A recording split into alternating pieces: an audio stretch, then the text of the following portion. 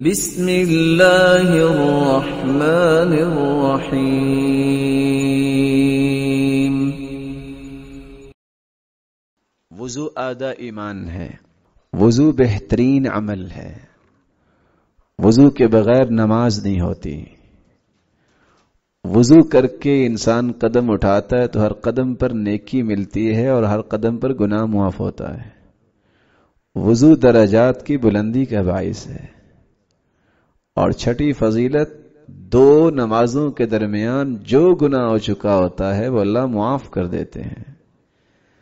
جس طرح تم کپڑے دھو کے اس کو صاف ستھرے کر لیتے ہو، وضو تو انسان کو گناہوں سے اس طرح دھو دیتا ہے۔